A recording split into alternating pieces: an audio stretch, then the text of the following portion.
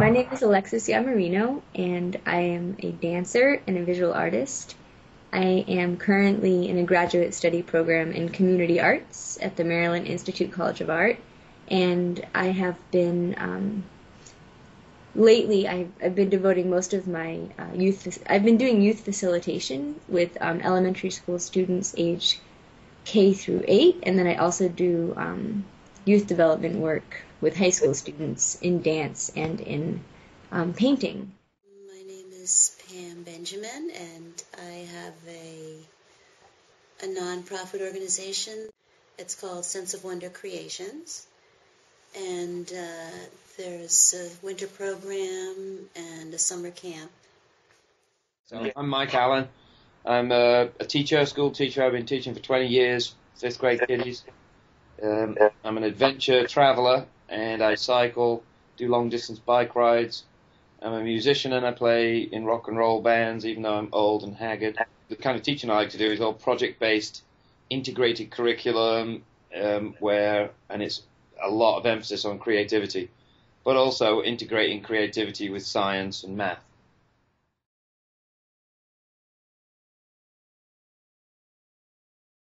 I feel that art is really, life is art, because everything we do is incorporated into that concept. When you talk about cognitive skills or observation skills or creative expression, that's all a part of life, and you're learning this in art. Your creativity can be developed. Yeah. And you can, and you definitely need guidance in how to approach things in an open way, and how to see the truth in things. That right and wrong is a rare situation in reality. Everybody has the capacity for expression, and regardless of where that takes place, it's complex and it's deep, and it's it gives others a better understanding of the world. And that's kind of like one of art's major functions, I think, is to sort of provide alternative views and ways of seeing the world. So the other thing that's so important is enjoying the process. You learn to enjoy the process and not just the goal. Those businesses are always looking for creative ideas, and they're always asking you for creative ideas. And so this helps. It doesn't have to be an art form. It's just you're using your creative imagination.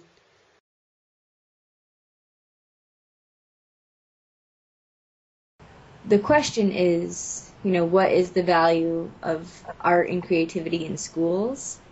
And also sort of what, sort of the current status of art and art education in schools. They're still sort of developing research studies and trying to find as much evidence to back up the fact that creativity is essential to childhood development, and that, the fact that it really isn't incorporated into, the federal revamping and, state to state school-wide reforms is really like worrisome to some people. Yeah, there's absolutely no question. I sit there.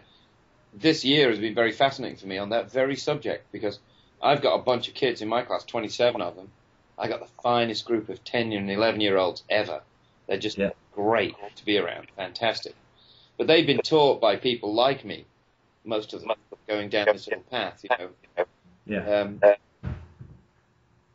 But this year also I have to teach this other class. They've changed things up, and now this year I have to teach this other class. And this other class that I have to teach, only for 45 minutes a day, have gone down a completely different pathway. Now, they're all 10 and 11-year-olds. And like you don't meet a bad 10 and 11-year-old, all sweet. They're all nice. I've never met an 11-year-old that isn't, pretty spectacular. But there is an incredible difference between the two classes. It's incredible night and day. And the difference between them, because one class has had no creativity, no exposure to arts, no chances to do drama, little improvising dramas, no chance to do big-scale artwork, no chance to really do music, no chance to make public speeches, no chances to debate, no chances even just to communicate with one another in little groups, and do shared work on projects, while the other group has. Well, the difference between the groups is so stark. One group is primarily happy, positive, innocent, and they are going to be in the top 20 in their high school. The other group, who, for sure 5 years ago would have been absolutely equal, but because they've gone down this other path, are already troublemakers, hate school, they're bored, they're negative. They're just as talented as the other group. It's not a question of how bright they are, but it's just that these seeds have been sunk into them, which it's going to be almost impossible. It's very difficult to unearth and to get around it. They've had people just talking la la la la la like this at them all day long, literally for 5 years, and now they hate it, and they hate all learning. They hate everything. In other words, it wasn't just the fact that they had one or two people who bored them a little bit. That isn't the consequence. The consequence is they hate learning now, and they've got the fantastic potential. The interesting thing is, because everything's moved so quickly, what do you do for the future? Because the education is already lagging behind. There's already a lag in education, no matter what, because the people who are teaching are themselves 20 or 30 years out of date. But now, with accelerated change in society and with the collapse of American dominance, so what exactly are these kids going to be doing?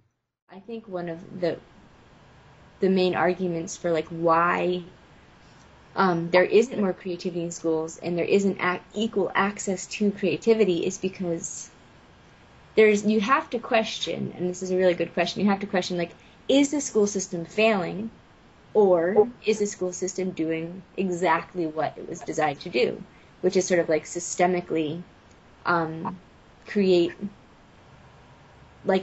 tracks of people who are going to succeed and people who aren't going to succeed, because there's a certain economic logic to creating a competitive work environment. And I really do think this is a very, very biased view, and I'm well aware of that, but I think that a lot of the reason why we don't see real, effectual school reform, which would include more creativity in schools, because that the highest performing schools have an equal emphasis in science, math, arts education, music, performing arts, and you shouldn't have to go to private school to get that, and a lot of people end up having to do that because the public school system doesn't provide it. So then what you have is, people who can afford it fleeing, essentially, failing, labeled, failing public schools, and it just makes the gap just gets broader and broader and broader. And to me, that is a systemic issue, and that's the social justice issue in public education, is that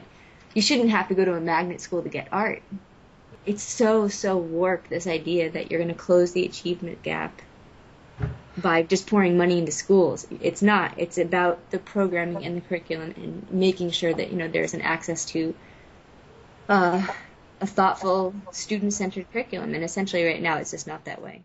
That creative stuff seems to be more important than ever right now, because everybody should be getting tech trained. Everybody's got to be good on computers. Everybody's got to be a designer. You've got to be able to design stuff, either visually or using your words or you've got to be a designer. And if you're not, there's nothing for you. The reason, art and access to art is a social justice issue is because the fact that we all have biological human capacity for creative thinking, it's a human thing. Yeah. You're not special for being a creative thinker.